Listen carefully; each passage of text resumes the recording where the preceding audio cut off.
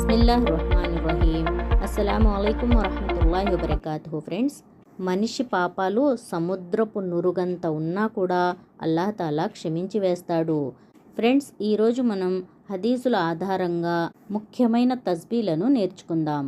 భూమిపై ఉన్న ఏ వ్యక్తి అయినా సరే ఈ తస్బీలను పలికితే అతని పాపాలు సముద్రపు నురగ కంటే ఎక్కువగా ఉన్నప్పటికీ అవి క్షమించబడతాయి.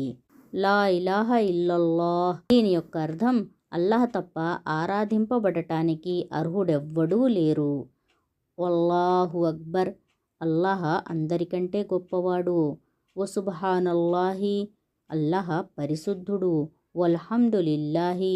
సర్వస్తోత్రాలు అల్లాహకే. వలా హౌల వలా కువ్వత ఇల్లా బిల్లాహ్. అల్లాహ్ సహాయం లేకుండా ఎలాంటి శక్తి సామర్థ్యం మనకు లేదు.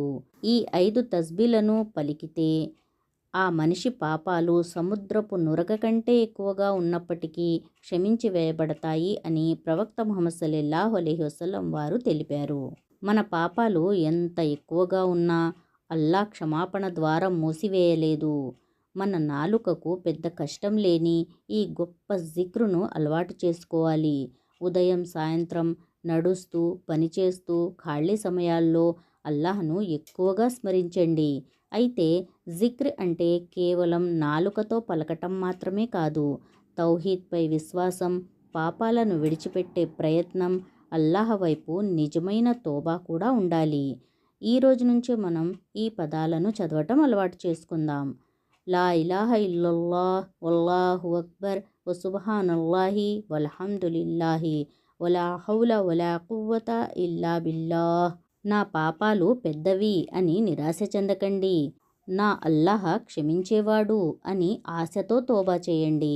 అల్లాహ్ మన పాపాలన్నింటినీ క్షమించి తన జిక్రుతో తడిసిన నాలుకను, తోబాతో శుద్ధమైన హృదయాన్ని ప్రసాదించుగాక.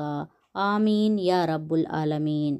ఫ్రెండ్స్, మీకు మా ఈ వీడియో నచ్చినట్లయితే లైక్ చేయండి, షేర్ చేయండి. మరిన్ని ఇలాంటి వీడియోస్ కొరకు ఖురాన్ వెలుగు ఛానల్ని సబ్స్క్రైబ్ చేయండి. జజాకుముల్లాహు ఖైరన్ కసీరా. అస్సలాము అలైకుం వరహమతుల్లాహి